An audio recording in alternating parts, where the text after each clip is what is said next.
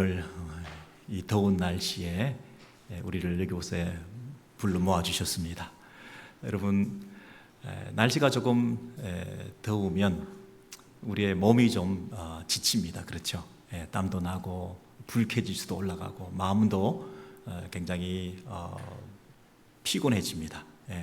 여러분 어떠신가요? 여러분은 전천후적인 그런 태도를 가지고 주를 섬기고 또 형제들을 만나고 주신 사명 감당하고 가정이나 직장에서 잘 그 일들을 감당하고 계십니까?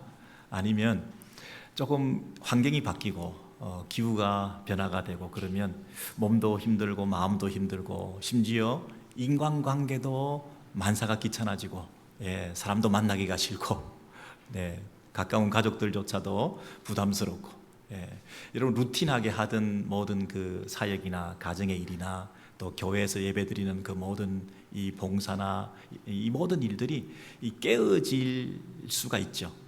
그 어떤 흐름이 단절될 수가 있죠. 그런 면에서 참 우리가 말 한마디만 싫은 소리를 들어도 잠을 자지 못하다든지 조금 여러 가지 이 환경적인 어려움이 생긴다든지 몸에 질병이 생긴다든지 뭐 여러 가지 이런 이 일들이 우리를 다운시킨다 그럴까요?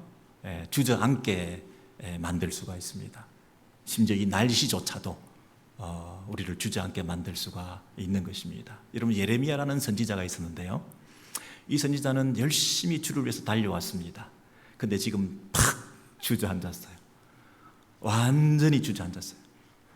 자기는 이제 못하겠다, 더 이상은 못한다, 여기까지입니다 라고 하나님 앞에서 항변하고 있습니다. 여러분, 예레미야 선지자가 웬만하면 그러지 않을 텐데, 저와 여러분이 웬만하면 이러지 않을 텐데 어떤 일이 있었길래 이렇게 주저앉게 되었을까요? 웬만하면 끝까지 갈 텐데. 예레미야 선지자는 하나님이 주신 메시지를 그대로 전달했습니다. 근데 이 메시지가 듣는 사람들이 좀 부담스러웠어요. 그러니 메시지를 듣기 힘들어하는 사람이 메신저를 공격해야 되는데 혀로 쳤다 그랬습니다. 그 말은 말로서 인신공격을 했다. 이 예레미야를 막 중상모략을 했다. 나쁜 소리를 막 험담을 많이 했다. 그런데 말로서 하다가 안 되니까 이제는 혀로 치는 것이 아니라 칼로 쳐야 되겠다. 아예 말로서 공격하는 정도가 아니라 그 사람을 제거해버려야겠다, 죽여버려야 되겠다. 심지어 이렇게까지 환경이 바뀌게 되었던 것입니다. 그런데 예레미야 선지자를 정작 진짜 더 힘들게 만든 것은 단순히 생명의 위협 때문이 아니었습니다. 나를 죽이겠다 하는 그 소리를 듣고 무너진 게 아니었습니다. 사실은 어떤 이유였는지 제가 세 가지를 설명드릴 텐데 한번 저와 여러분과 비교해 보십시오. 예레미야 선지자가 왜 이렇게 무너졌던가? 그렇게 신실했던 종이, 그렇게 하나님 앞에 충성스러웠던 종이 어디에서 무너졌던가? 이 세 가지 중에 첫 번째는 바로 이것입니다. 예레미야 11장 이하의 18절 이하에 보시면 여호와께서 내게 알게 하셨으므로, 영어 표현을 보시면 폭로했다. 하나님께서 드러내 보여주셨는데 무엇을? 그들의 음모를, 그들이 어떤 계획을 꾸미고 있었다고 하는 것을 나에게 하나님께서 알려주셨다. 그래서 내가 그것을 I knew it, 알았다, 이렇게 말했습니다. 여러분, 하나님께서 알려주셨기 때문에 내가 알게 되었다, 이 말은 그동안 나는 몰랐다, 이런 뜻이죠. 그렇죠? 주께서 그들의 행위를 내게 보이셨나이다. 주께서 보여주셨다. 그들의 행위가 뭡니까? 뒤에서 공작하고 있는 그들의 하고 있는 모든 나를 향한 그런 공격들을 보여주셨다 그랬습니다. 그전에는 나는 몰랐다. 나는 마치 뭐와 같았느냐 하면 도살당하러 가는 어린 양과 같으므로 그랬습니다. 죽으러 가는 어린 양이 도살장에 끌려가면서 내가 죽으러 간다 하는 것도 모르고 그냥 끌려가고 있었을 뿐이다, 나는. 그렇게 말하는 거죠. 그들이 나를 해치려고 나무와 열매를 함께 박멸하자. 굉장히 강한 단어, destroy, 완전히 제거해버리겠다, 완전히 박멸하겠다. 근데 나무가 자기 자신이라면, 예레미야 선지자라고 한다면 나무와 열매를 함께 박멸하자. 그 말은 어떤 뜻일까요? 예레미야를 죽일 뿐만 아니라 예레미야가 남긴 흔적들, 예레미야가 열매로서 표현되는 사역의 결과들, 예레미야의 그 메시지를 다 포함해서 예레미야가 혹시 또 후손들을 만들게 된다면 그 후손들까지도 예레미야와 그 열매를 다 제거해버리겠다. 살아있는 자의 땅에서 끊어내어서 그 이름이 기억되지 못하게 하자. 사람들이 그렇게 모략을 꾸미고 있었다는 것입니다. 그 이름을 기억되지 못하게 하자. 이게 뭡니까? 그의 존재, 그의 명성, 그가 가지고 있는 모든 이 땅에서의 자국들을 완전히 다 제거해버리겠다. 요즘 같으면 그 사이버 공간에 인터넷에 남아있는 그에 대한 기록들 이런 것까지 다 지워버리겠다. 그런 뜻 아닙니까? 다 지워버리겠다. 그렇게 무시무시한 계획을 꾸미고 있는 것을 내가 알지 못하였다. 내가 그것을 인식도 못하고 있었다. 그렇게 말하는 거죠. 여러분 여기 보면 알게 하셨다, 보이셨다, 알지 못하였다, 내가 알았다 이런 단어들이 연거푸 나오고 있는데요. 여기서 예레미야 선지자를 힘들게 만든 것은 무엇이었습니까? 나를 죽이겠다고 하는 그 살해의 위협 때문에 두려워서 떨고 있었습니까? 아니죠. 나도 모르게 그들이 나를 위해서 계획을 꾸미고 있었다는 사실을 나만 모르는 상태에서 진행되고 있었다는 사실이 치가 떨렸던 거예요. 하나님께서 알려주시기 전에는 아무도 몰랐다. 나는 몰랐는데 사람들은 다 알고 내 뒤에서 내 말을 하고 나를 욕하고 나를 죽이려 들고 그러고 계획하고 있었다는 사실이 갑자기 분노가 생긴 거예요. 여러분 생각을 해보십시오. 여러분만 모르고 다른 사람은 다 여러분에 대해서 수군거리고 있다. 여러분을 욕하고 있다. 심지어 죽이려고 든다. 그러면 여러분 얼마나 기분이 언짢겠습니까? 야, 이런 데서 내가 더 이상 뭘 한다는 게 의미가 없다. 이런 사람들하고 내가 더 이상 아무것도 못하겠다. 이런 사람들을 상대로 내가 더 이상 무슨 사역이며 무슨 일을 도모할 필요가 있겠냐 하고 그 사람들에 대한 실망 때문에 무참히 주저앉게 되었을 것입니다. 아니, 나에 대한 혐오감이 들었을 것입니다. 나 참 바보처럼 살았다. 나는 열심히 달려왔는데 나만 모르고 다른 사람들은 다 욕을 하고 있는데 내가 살아온 이 삶이 후회스럽다. 정말 후회스럽다. 나는 이민생활 열심히 했는데, 나는 페어런팅 열심히 했는데, 나는 부모님을 열심히 섬겼는데 누가 알아주는 사람도 없고 오히려 배신을 당하고 이런 부분에서 내가 그동안 살아왔던 그 삶이 정말 어리석었구나. 바보 같은 짓을 내가 하고 살아왔구나. 그렇게 내가 이 가정을 위해서 서포트하고 시간과 마음과 물질로 온갖 정성을 다 들였는데 돌아온 것이 배신이라고 한다면 내가 잘못 살은 거지. 내가 잘못 살은 거지. 남 원망할 거 없어. 여러분 그런 마음으로 주저앉지 않는 사람이 있을까요? 나에 대한 혐오감이 들었던 거죠. 이 예레미야가 두 번째 주저앉게 된 것은 11장 20절부터 21절의 내용인데요. 여호와여 나의 원통함을 주께 아뢰었사오니 그랬습니다. 원통하다. 정말 원통하다. 여러분 죽이려고 들면 그냥 두려웠을 뿐이잖아요. 그 두려움을 벌벌 떨면서 이 두려움을 없애달라고 했을 텐데 그러지 않고 원통함이라고 그랬어요. 나만 몰랐구나 하는 원통함을 주께 아뢰었사오니 그들에게 대한 주의 보복을 내가 보리이다. 우리가 원수를 만나고 정말 섭섭한 일을 당하고 억울한 일을 당하면 나에게 그런 고통을 준 사람들에 대해서 내가 취할 수 있는 건 뭐냐 하면 주께 아뢰는 것이죠. 그리고 주께 아뢰고 난 다음에 우리가 기다리고 있는 건 뭐냐면 그들에게 대한 주의 보복을 내가 보리이다 그랬습니다. 내가 할 수 있는 것은 하나님의 반응을 보는 것이지 주의 보복을 내가 보는 것이지 나의 보복을 내가 행사하는 게 아니죠. 어떤 사람들에 대해서 너무나 분하고 억울한 일을 당했다 그러면 우리가 할 수 있는 일이 뭐라고요? 주께 아뢰는 것이고 그들에 대한 주의 보복을 내가 기다리고 보는 것이죠. 내가 내 보복을 내 힘으로 하는 게 아니죠. 여러분 그런 면에서 이 예레미야가 어려움 속에서도 이 바른 하나님과의 관계를 가지고 하나님에 대한 태도를 정하고 있는 게 참 훌륭하죠. 예레미야는 역시 예레미야다. 이런 최악의 경우에도 하나님을 바라보고 있다는 것이죠. 그런데 그 하나님께서 한 가지 더 확실히 알려주신 게 뭐냐면, 사실은 너를 공격하고 있는 그들은 그 배후 세력을 보니까, 그 정체와 실체를 밝히고 보니까 그들은 누구냐 하면 아나돗 사람들이라고 하는 것을 밝혀주신 거예요. 여호와께서 아나돗 사람들에 대하여 바로 그 아나돗 사람들이 네 생명을 뺏으려고 찾아다니고 너한테 지금 그렇게 말하는 거야. 너 하나님의 이름으로 절대로 예언하지 마. 더 이상 사역하지 마. 입 꽉 다물어.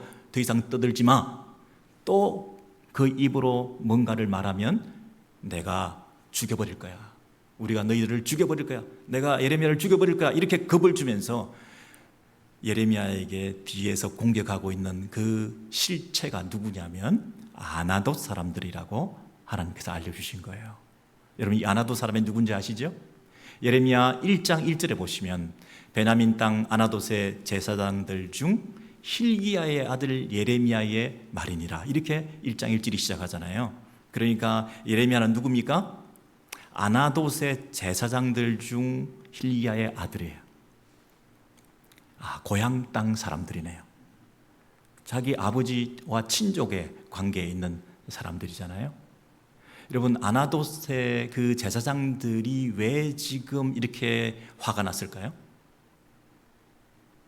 예레미야 선지자는 지금 예루살렘 중심의 예배를 회복하려고 하고 있습니다. 예루살렘의 성전에서만 예배 드리는 것이 정통한 예배의 방식이라고 지금 주장하고 있어요. 그 당시 요시야의 종교개혁을 지지하면서 예레미야 성전 중심의 예배를 회복하자, 이렇게 얘기를 하고 있는데, 그렇게 되면 불이익을 당하는 자들이 누굽니까? 각 지방에 흩어져서 산당에서 그 산당마다 제사장 노릇하고 있는 사람들, 그 사람들 입장에서는 생존의 문제가 달린 거잖아요. 자신의 기득권을 지켜야 되는데 이 지방의 그 산당에서 예배 행위를 금지시키고 다 예루살렘으로 와서 예배드려라, 이렇게 되면 자기들의 존립 기반이 무너지는 거 아닙니까?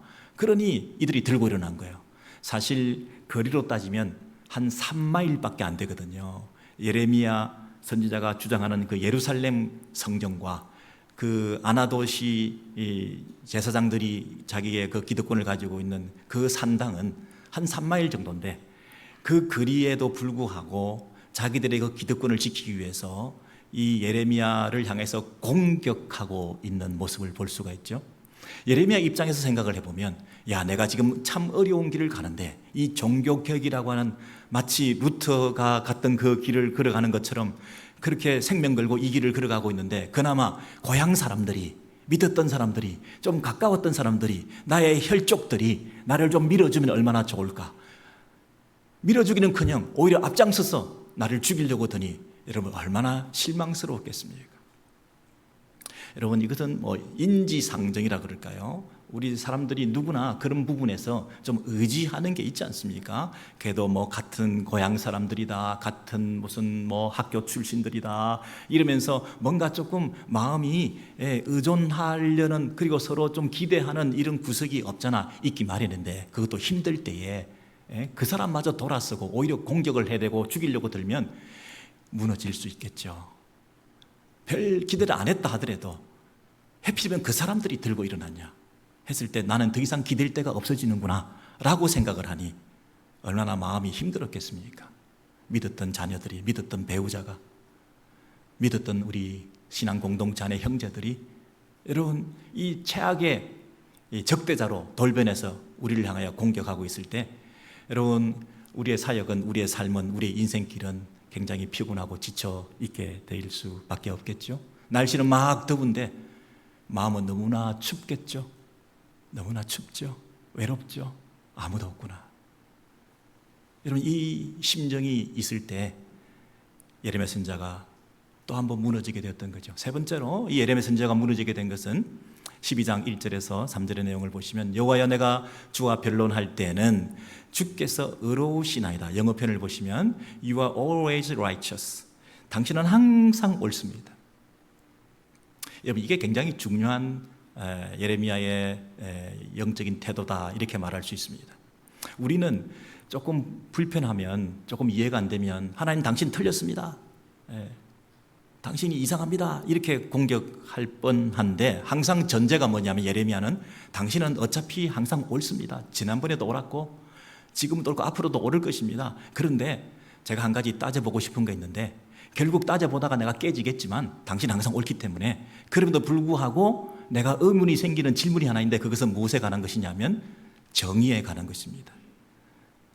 정의에 관한 것. 당신이 공의로우시고 공평하시고 의로우신 분이시라는 것을 내가 다 아는데, 한번 따져보십시다. 악한 자의 길이 형통하며 반역자가 다 평안하면 무슨 까닭이니까?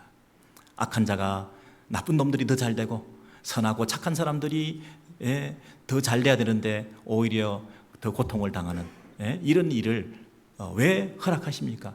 페어하시면 그렇게 내버려 두시면 안 되시죠. 당신이 정의로우신 분이면 정의의 실현 차원에서, 정의 사회를 구현하는 차원에서 걔들 가만두시면 안 되죠. 이렇게 공격을 하는데요, 그 공격의 근거가 뭐냐면, 주께서 그들을 심으심으로 뿌리가 박히고 장성하여 열매를 맺었거늘 그랬습니다. 이게 주께서 하신 일이라는 거예요. 주께서 심으시고 뿌리가 박히고 장성하여 열매를 맺었다는 거예요. 어떤 악인의 형통에 대해서 진단을 해보니까, 이 형통이라고 하는 것은 하나님이 주신 축복 아니겠습니까?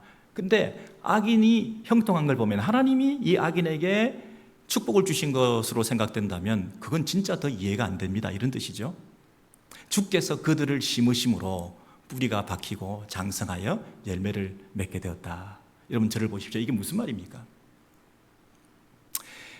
이 예레미야 입장에서는 하나님이 옳다는 것은 전제하고 있어요. 우리는 하나님이 틀렸습니다, 이상합니다 하고 주장할 법도 한데, 예레미야는 하나님은 항상 옳습니다. 그런데 내가 내 신학적인 논리로 한번 설명해 볼 테니까 이게 맞는지 틀리는지 한번 따져나 보십시다. 내가 정의에 대해서 한번 질문을 해볼 테니, 당신이 물론 옳겠지만 그래도 내 말이 어떻는지 한번 내 신학적인 논리를 설명해 볼 테니까 들어보십시오 라고 얘기하면서, 시편 1편에 보면 당신이 이렇게 얘기하지 않으셨습니까? 의인의 형통, 복 있는 사람은 시냇가에 심은 나무와 같아. 그래서 그 하나님께 심겨진 사람들이 이 장성하고 뿌리가 깊이 박히고, 그리고 양분을 섭취하고 잎사귀가 푸르고 시절을 따라 과실과 열매를 맺고, 그거는 전형적인 의인의 형통의 그림 아닙니까? 그런데 지금 이 형통의 그림은 하나님이 주신 것인데, 지금 악인들이 형통하고 있는 걸 보면 이 악인들의 형통은 하나님이 시작하시고 푸르게 만드시고 열매 맺게 하신 것이니까, 이 형통은 하나님으로부터 온 것이라고 한다면 이건 더 이해가 되지 않는 거 아닙니까? 내가 지금 머리가 꼭지가 도는 이유는 뭐냐면, 의인이 복을 받지 못하고 악인이 이 고통을 당해야 되는데, 악인이 오히려 형통한다는 사실에 대해서도 내가 기분이 나쁜데, 그 악인의 형통이 하나님으로부터 온 것이라는 사실이 나는 이해가 안 된다. 그게 말이 되냐? 이렇게 막 주장을 한 거죠. 그러면서 그들이 자기가 축복받았다, 형통하다 입으로 떠들고 간증하고 돌아다니는데, 하나님 그거 진짜입니까? 그 속으면 안 됩니다. 그 밑에 보십시오. 그들의 입은 주께 가까우나 말은 무슨 소리를 못해. 번지르하게 미사역으로 그렇게 떠들고 다니는데, 그 말에 하나님이 속는다면 하나님은 속을 보신다면서요. 내면과 중심을 보신다면서요. 그들의 마음은 하나님께 멀거든요. 내 눈에도 그게 다 보이는데 하나님이 그걸 못 본단 말입니까? 나를 보십시오. 내 안에는 하나님을 향한 마음이 얼마나 뜨거운지. 나는 내 마음을 열어 보인다면 나는 내 안에 하나님이 계신다는 것을 보여드릴 수 있잖아요. 하나님이 나를 감찰하시고 나를 아신다고 한다면, 나를 복주시고 그들을 벌하시고 그들을 구별하여 죽일 날을 예비해 두셔야지, 나를 도살장에 끌고 가시면 안 되시죠. 이 얘기를 하고 있는 것입니다. 세 가지 말씀드렸죠. 첫 번째는, 나는 신실하게 변함없이 열심히 할 일을 하고 달려왔는데 내가 참 바보 같은 삶을 살았다는 나에 대한 혐오. 나에 대한 혐오. 두 번째는 믿었던 사람, 가장 가까웠던 사람에 대한 배신, 불신, 사람들에 대한 실망. 아무도 믿을 수가 없구나. 고향 사람들이 오히려 나를 더 죽이려고 든다는 사실에 대해서 내가 환멸을 느끼고 나 더 못하겠습니다. 세 번째는 나에 대한 것이 아니라, 사람들에 대한 것이 아니라 하나님에 대한 것이요. 하나님이 실망스럽습니다. 하나님이 어떻게 공의로우시다면서 이렇게 내버려 두실 수 있습니까? 악인들이 형통하고 의인이 고난을 당하는 이 일들을 그냥 내버려 두실 수가 있습니까? 입으로 번지르하게 하는 그 말들을 어떻게 하나님이 분별을 못하고 다 속아 넘어가서 그들을 형통하게 복을 주고 있으니, 아니 이런 하나님을 내가 어떻게 믿겠습니까? 내 속을 보여줄 수도 없고 나를 축복하셔야죠. 나를 살려주셔야죠. 나를 버리면 안 되시죠. 나와 함께 주셔야죠. 뭐 이런 법이 다 있습니까? 물론 당신이 옳겠지만 내가 이해가 안 되는 구석이 있어서 하나님을 오해하고 있기는 하겠지만, 그래도 이해가 잘 안 됩니다. 내 신학적인 논리를 내가 시편 1편을 근거해서 설명한 것에 대해서 잘못한 게 있으면 말해 보십시오. 막 대들었던 거예요. 여러분, 이랬을 때 하나님에 대한 대답, 하나님이 주신 대답은 무엇이겠습니까?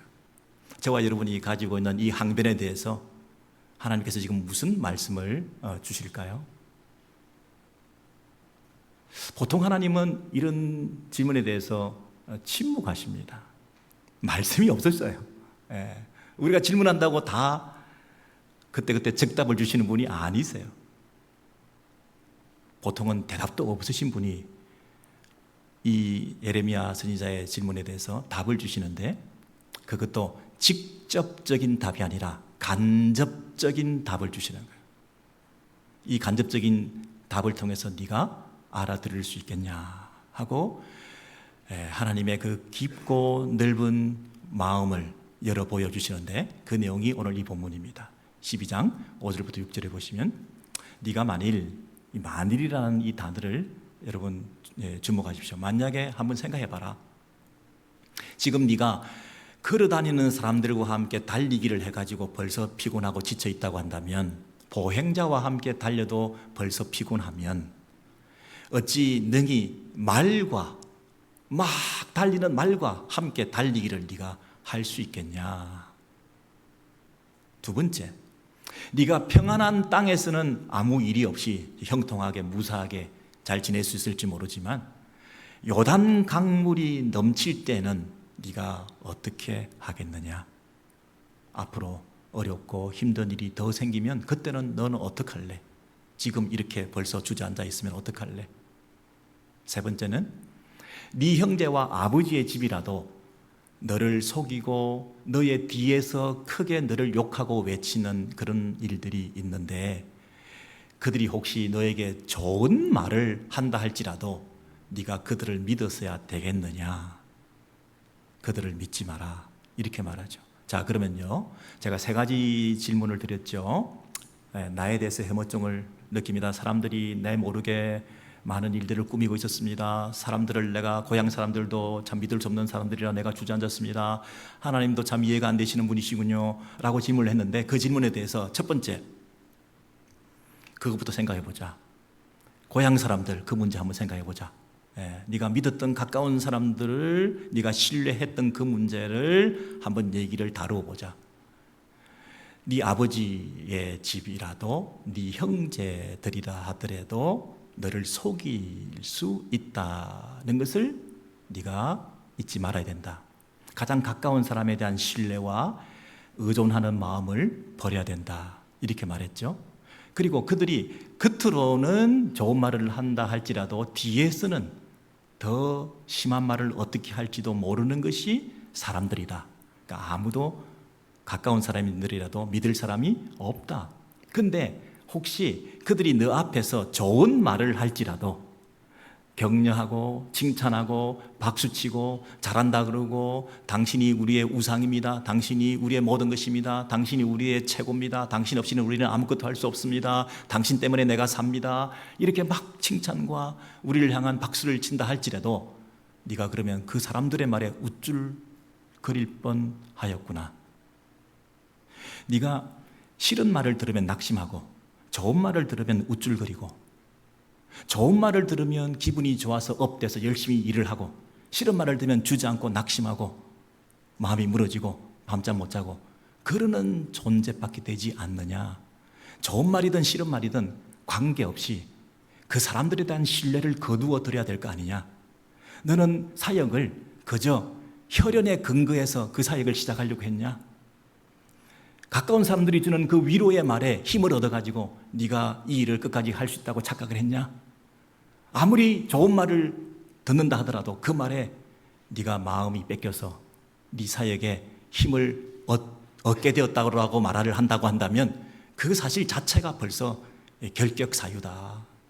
너는 어떤 상황에도 어떤 사람에 대해서도 그것으로 인해서 좌지우지되는 사람에 대한 기대를 내려놓고 사람을 신뢰하지 말고 오직 누구를? 나만 바라봐라. 나만 바라봐라. 여러분, 하나님만을 신뢰해라, 이 말을 이렇게 하나님께서 간접적으로 해주시는 거죠. 예레미야가 뭘 깨달았겠습니까? 아, 그렇구나. 고향 사람들에 대한 실망, 고향 사람들이 나를 향해서 굉장히 칭찬을 했다 한들 그것이 나에게 힘이 되어서는 안 되는 것이 내 신분이고 내 자세고 내 태도였구나. 나는 어떤 상황에도 하나님만을 의지하지. 이런 마음을 가지셔야 된다는 것이죠. 그것을 일깨워 주는 거죠. 지금 예수님의 그 성품을 닮아가야 될 우리 하나님의 백성들이 어떤 처지에서도 이 땅에서 그 하나님 앞에서 이 처음 가졌던 그 마음들을 끝까지 가져가야 된다는 그 얘기를 하는 거 아닙니까? 그래서 만약에 여러분들이 사람에 대해서 실망을 하게 된다면 그 사람 때문에 마음이 식어지고 삶이 어려워지고 그 사람에 대한 원망과 배신감 때문에 치를 떨고 분노하고 그 사람을 미워하고 그러는 태도를 가질 것이 아니라 그 사람 때문에 하나님께로만 내 마음을 향하게 되었으니 그런 계기를 제공해 준 그 사람에 대해서 평생 감사하게 될 거죠. 나를 배신하고 돌아선 그 사람 때문에 나는 하나님만을 의지하는 법을 배우게 되었으니 얼마나 다행인가. 오히려 그를 축복할 수 있게 되지 않겠습니까? 이게 얼마나 깊은 신앙의 경지겠습니까? 이 예레미야가 자기의 고향 사람 아나돗을 저주했겠습니까? 그 이후로 하나님께서 일깨워 주신 그 바른 하나님에 대한 신뢰를 회복하고, 그렇지, 나는 하나님만 바라보고 가면 되는 거야. 좋은 말을 듣든 나쁜 말을 듣든 그것 때문에 내가 좌지우지 될 수는 없는 거야. 내가 참 약한 존재구나. 약한 존재구나. 사람을 의존하는 게 처음부터 잘못된 거야. 여러분, 이런 마음을 가지지 않겠습니까? 그 다음에 예레미야가 가진 문제가 뭐였습니까?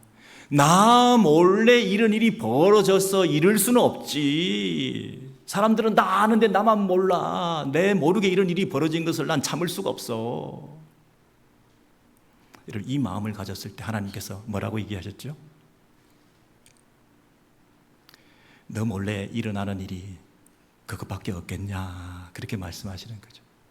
그 사람들이 너 몰래 꾸미는 그 일보다 더 차원 높은 하나님께서 너를 위해서 너 몰래 모략을 가지고 지혜를 가지고 경륜을 가지고 계획을 가지고 너를 향한 플랜을 가지고 성장 프로그램을 가지고 너를 향한 교육 커리큘럼을 가지고 한 단계 한 단계 너를 자라나게 하기 위해서 너에 대한 기대를 가지고 너를 부르셨다면 네가 소모적으로 이렇게 주저앉아서 낙심하고 있는 것을 내팽개치고 한번 소모품으로 써먹고 여기까지 나를 위해서 일을 했지만 너는 더 이상 지금 주저앉아 있는 꼴을 보니까 필요 없다. 소모품으로 버리고 난 또 새로운 사람을 찾아서 가는 그런 사람으로, 그런 하나님으로 알았냐? 내가 너를 부르셨다면, 내가 너를 불렀다면 너를 향한 나의 계획은 여전히 유효한 거 아니냐? 지금 사람들과 달리는 데 있어서 네가 부담을 느끼고 불편하고 벌써 주저앉아 있고 피곤을 느끼고 있다면 내가 너에게 말과 함께 달리도록 하는 내 꿈은 어떻게 되는 거냐? 말과 함께 너를 달리게 할 너를 향한 내 꿈은 어떻게 되는 거냐? 나는 창조주야. 나는 지금도 창조 작업을 계속하고 있어. 나도 너를 향한 그 기대를 접어버리지 않고 너를 향한 끊임없는 인내심을 가지고 너를 향하여 그 작업을 계속하고 있으니 너도 신실하게 나에 대한 신뢰를 회복해서 너를 나에게 한번 맡겨보면 어떻니? 아름답게 완성된 글작품으로 만들어가는 이 하나님의 손길을, 창조의 능력을, 이 크리에이티브한 하나님의 창조의 능력을 너 한 사람 한 사람을 불러서 한 사람 한 사람을 향한 그 독창적인 유니크한 너 한 사람을 위한 하나님의 계획을 이루어가는 데 있어서 한번 나를 맡겨보면 어떻겠니? 네가 지금 힘들지만 네가 석양을 한번 봐봐라. 저녁에 해가 질 때 그 선셋이 한 번이라도 똑같은 그림이 반복되는 거 봤냐? 한 번도 쓰지 않으셨던 구도, 한 번도 쓰시지 않으셨던 오늘 처음 도입하는 구성, 오늘 이 석양에 임하는 그 음영과 컨트라스트와 하나님의 이 아름다운 이 색깔들을 배치해서 새롭게 만들어가는 이 석양을 바라본다면 대자연도 그러하거늘 너 한 인생을 향한 하나님께서 너를 아무렇게나 만들겠냐? 내 창조 능력이 이제는 더 이상 발휘하지 못하고, 그리고 너무 이 창조 능력이 피곤하고 너무 오래되어서 이제 그냥 창조한 것으로 내버려두고 너를 하나 인간으로 창조한 것으로 그치고 너를 만들어가는 작업을 너무 힘들어해서 그냥 대량 생산품으로, 대용품으로 그냥 이 사람들을 똑같이 대충 이렇게 만들어 놓겠냐? 똑같은 비슷비슷한 이 예수의 제자들로 만들어 놓겠냐? 그저 그런 거기서 거기인 그리스도인들을 만들어 놓겠냐? 무림한 신자인 그런 종교인들로 이 교회 안에 가득 채워 놓겠냐? 한 사람 한 사람을 향한 하나님의 계획 가운데 너를 아름답게 빚어가시는 하나님의 창조의 솜씨와 능력과 지혜는 계속되는 거 아니냐? 때로는 요단 강물이 넘친다 할지라도 그 어려운 환경 속에서도 네가 그 속을 헤어나오고 헤쳐나오면서 네가 정금같이 빚어져 완성품으로 빛나게 될 그날을 생각할 때 네가 지금 사람들 때문에 힘들어하고 사람들 때문에 벌써 주저앉아 있는 이 사람들이 너를 그렇게 괴롭게 하더냐, 그걸 초월해서 네가 말과 달리기를 할 때를 생각해봐. 나는 꿈꾸고 있는데 생각을 해봐라. 아브라함도 갈 바를 알지 못하고 본토 친척 아비 집을 떠나 믿음으로 떠났지만 그 이후에 아브라함이 바로 완성이 됐냐? 아브라함도 사람들과 긴장하면서 속이면서 거짓말쟁이로 아내를 팔아먹기도 하고 막 그러는 이 약한 모습을 보이지 않았냐? 사람들과 부대끼면 그런 약한 모습을 보이기도 해. 야곱 봐라, 이놈은 사기꾼 아니야. 사람들 상대로 경쟁하고 이겨먹으려고 그렇게 많은 이 속이는 일들을 많이 했던 이 야곱 아니냐? 결국 야곱이 이스라엘이 되지 않았냐? 모세 봐라, 사람하고 싸우고 혈기를 부려가지고 살인까지 한 놈이야. 다윗 봐라, 사람들 때문에 유혹받아가지고 음행을 하고 인구조사를 하면서 자기 존재감을 드러내고 사람들 앞에서 명예욕을 고취시키면서 그렇게 다윗도 별 수 없는 인간이었어. 야, 베드로 좀 봐. 베드로는 어떻게 했니? 3번이나 예수를 부인하고 신성모독적인 발언을 하면서 그렇게 자기를 신뢰했다가 사람들 앞에서 그 계집 종이 하는 그 말에 마음이 무너져가지고 하나님을 부인하는 이런 일들을 했던 사람들 아니냐? 그러나 그들이 어떻게 변했니? 예레미야야, 말과 함께 달릴 거야.